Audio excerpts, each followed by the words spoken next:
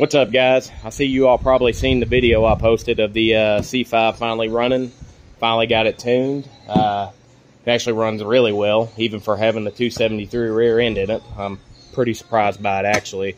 Got a few things I got to button up on, of course. I'm not going to do it just yet, but I'm going to yank that little radiator out of there. That was just for temporary use. I'm going to get a 3-core or 4-core or whatever they offer, aluminum radiator for it. As far as this regulator goes, I got to get that off there before I blow the whole car up. We don't want to do that because when I got rid of my LS1 intake, I left the fuel rail on it, which I should have kept because I didn't realize the LS6 fuel rail does not have a return on it like the LS1 fuel rail does. And on the Z06 cars, their fuel pressure regulator is built into the filter itself. So as you can see, I got this Z06 fuel regulator filter hooked into the factory return line where the LS1 would be. So we're going to reroute that back to where it's supposed to be in the car. That way we don't blow nothing up here. Radiator. Also, don't do what I did because I scared myself. I remember now when I put this coolant in, I ended up putting too much concentrate in. I wasn't able to get enough water. And I remember telling myself I'd address that later, and I forgot. Well, when you drive around and you look in your box and it looks like a big milkshake, you tend to start freaking out because you think you done blown a head gasket. But that wasn't the case. I had too much concentrate in there, so when the car was running, the coolant was foaming, thank God. And so we just drained some of that off. We'll put some distilled water in there, and that'll be fine.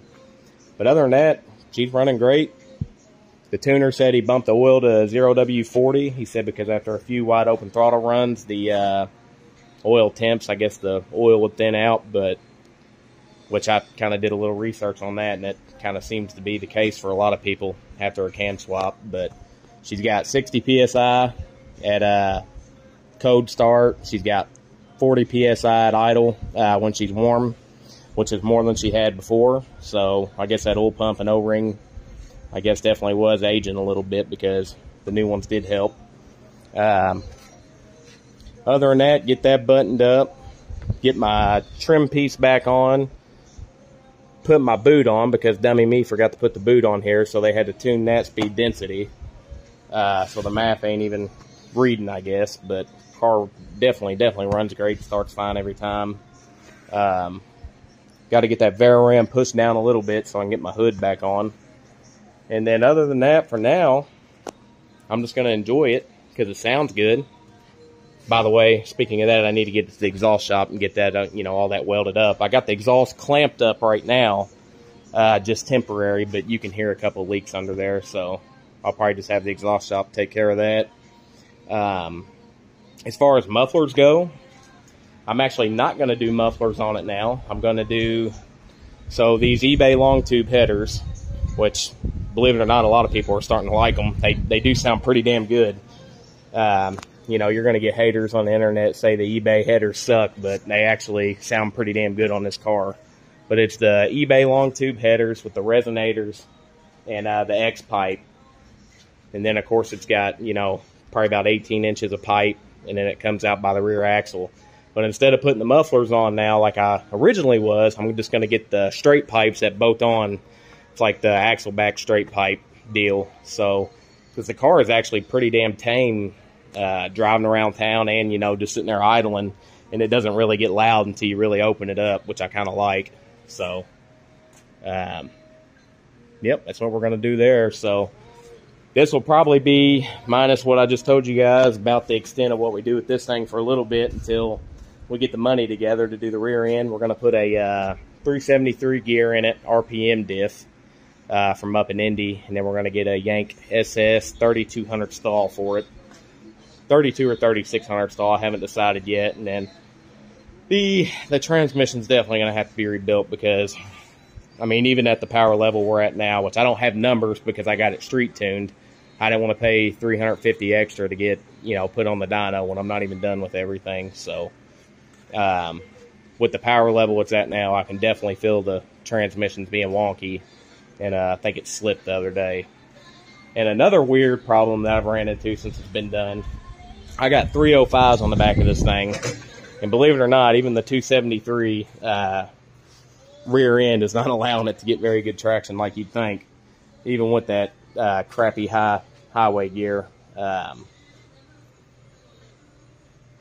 think we're probably, well, back to what I was saying. Anyways, we made one pull after getting some heat in the tires, and we actually got it to hook really hard. And I think we blew the original 30-year-old shocks on this thing, because now the ass end is bouncy as hell every time I take it out, which is kind of funny. It just bobs up and down when I get on it. So definitely a set of QA1 adjustable coilovers or shocks or something in the future as well. So we got a lot of money to throw into the ass end of this car. We done threw quite a bit in the front end of the car. So right now we're just going to put it together, clean it up, and enjoy it. It sounds good. It runs pretty damn good. You know, it ain't going to do nothing in a drag race, but if you catch me in a 30 row, it does pretty decent if I can get traction. So yeah, and that's just a few things of many this car needs still. A lot of things that I didn't even button up before the cam swap. It needs new wiper motors, and it needs a new blower motor because it stays on, and the windshield wipers stay on all the time. So I got the fuses taken out of them, and I need a turning signal switch. So those are another few things that I got to do. So by the end of this project, there's gonna be a lot of money in this car, but I don't plan on getting rid of it, so it'll be worth it. But see you guys on the next one. Also subscribe and stay tuned if you're ready to see a cam go in this one as well, because I'm thinking we are probably going to go with a Comp 274 cam or an FRP cam in this one. And we're just going to go big on this one. It's already got a good rear end. It's already got a good transmission. So that one should be pretty straightforward.